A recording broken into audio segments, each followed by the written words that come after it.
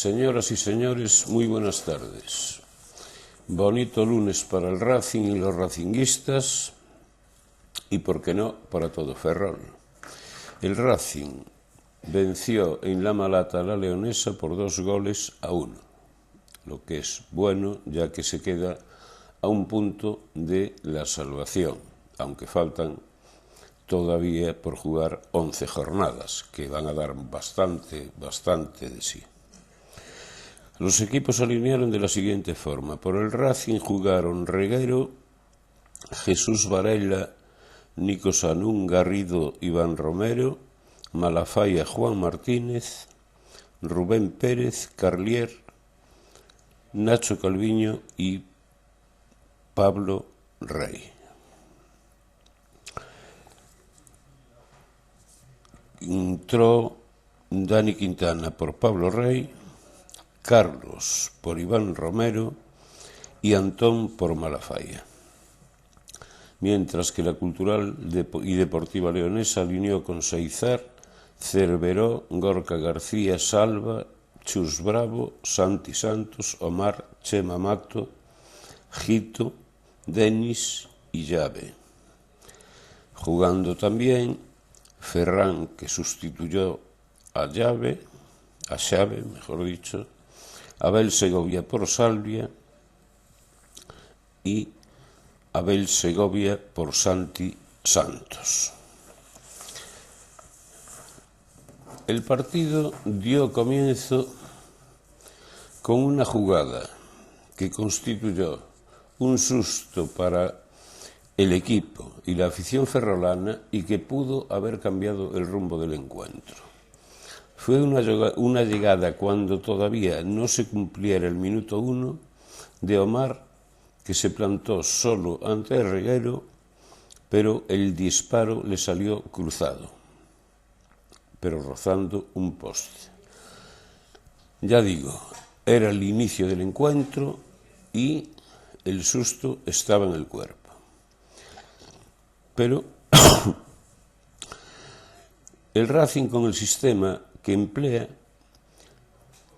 al jugar Malafaia con Juan en medio campo, sacrifica a Rubén Pérez y Nacho Calviño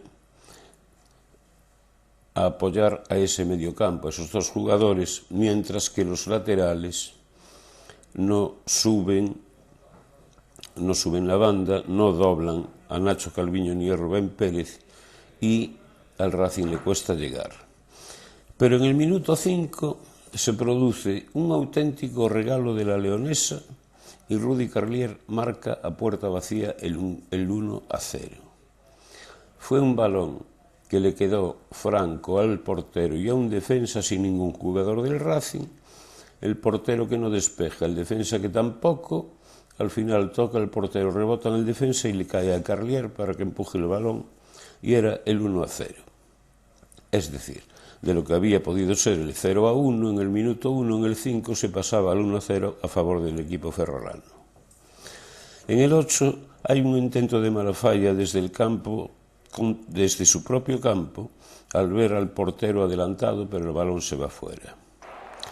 En el 14, una falta al borde del área que saca Pablo Rey sin consecuencias. Y en el 37, Gito, el goleador, el bichichi de este grupo de la segunda B, solo ante Reguero, lanza un balón por encima del larguero cuando le quiere hacer una vaselina al ver al portero ferrolano adelantado. Hasta el final de la primera parte es tira y afloja, sin que ninguno llegue a controlar ni el balón, ni el medio campo, ni el partido, ni hacer absolutamente nada, como fue todo el partido.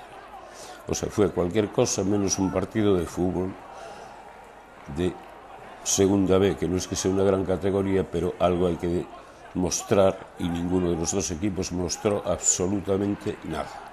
De ahí la situación que ocupan en la clasificación. En la segunda parte el juego continúa siendo el mismo. Pablo Rey se sitúa de medio punta, venía jugando ya de media punta, jugando y bien. ¿Qué le había faltado solamente a Pablo Rey? Un poco de tranquilidad para, cuando tenía el balón para dar el último pase, no hacerlo con tanta rapidez, ver un poco más la jugada y tener un poco más de calma. Pero es un chico que es un muy buen jugador, pero que, como bien saben, hace 3 semanas estaba en el Narón y todavía ni está acoplado, ni, como está jugando el Racing, es precisamente lo ideal para él. El Racing ayer ni combinó ni ha hecho absolutamente nada más que pelear, igual que la Leonesa. En el minuto 10, una buena parada del portero leonés a disparo de Malafaia.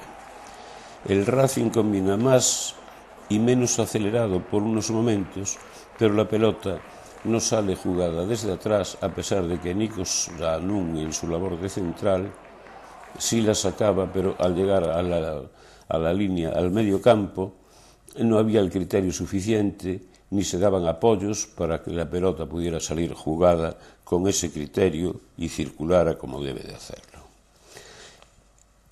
En el minuto 24 entra Quintana por Pablo Rey. Nada soluciona, excepto un